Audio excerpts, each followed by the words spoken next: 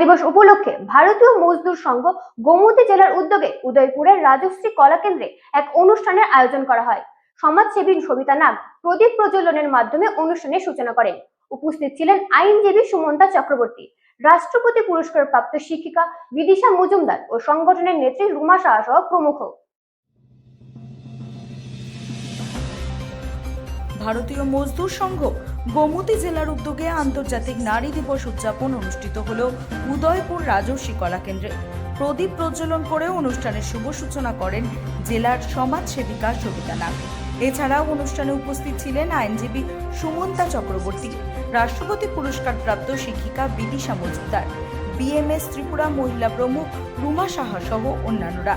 এদিনের অনুষ্ঠানে শ্রমিক গীত অনুষ্ঠিত হয়। স্বাগত ভাষণ রাখেন বিএমএস এর গোমতী জেলার সহকারী মহিলা প্রমুখ গৌতমী দত্ত। এই অনুষ্ঠানে শিশুদের নিয়ে যোগা প্রতিযোগিতা অনুষ্ঠিত হয়।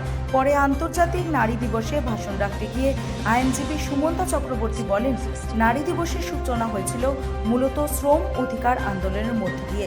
1908 সালে নিউ ইয়র্কের রাস্তায় প্রায় 15,000 নারী কর্মঘণ্টা কমানো, উন্নত বেতন এবং ভোটাধিকারের দাবিতে আন্দোলন করেন। পরবর্তীতে 1911 সালে প্রথমবার ইউরোপের কয়েকটি দেশে এই দিবস পালিত হয়।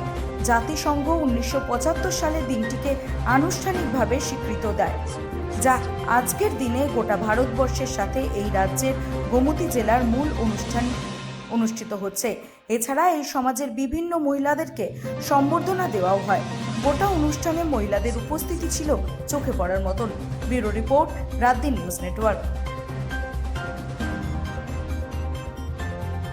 তারা কারোর সাহারা ছাড়া নাকি নারীরা কোনোদিন উপরে উঠতে পারে না, সেটাই আমরা দেখে আসছি এবং বর্তমানে সেটাই চলছে।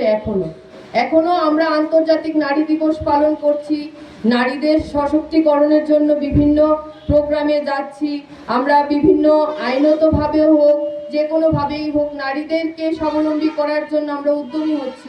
কিন্তু সফলতা এখনো পর্যন্ত যে আন্তর্জাতিক নারী দিবস সঠিকভাবে পালন করার যে উদ্দেশ্যটা, সেটা এখনো আমাদের প্রস্ফুটিত হচ্ছে না। অনেক চেষ্টা করছে। আমাদের আইনে বলা আছে, যেটা বলেছে কিছুক্ষণ আগে গৌতমী ম্যাডাম বলেছে, যে নারী পুরুষ সবাই সমান, আমাদের সমতার অধিকার। কিন্তু সেটা কজন মানে?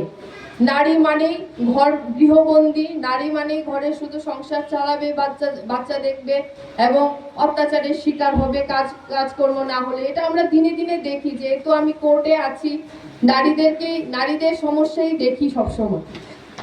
নারীদেরকে ফোনের জন্য অত্যাচার করা হয়, সামান্য বিষয় নিয়ে তাদেরকে অত্যাচার করা হয়,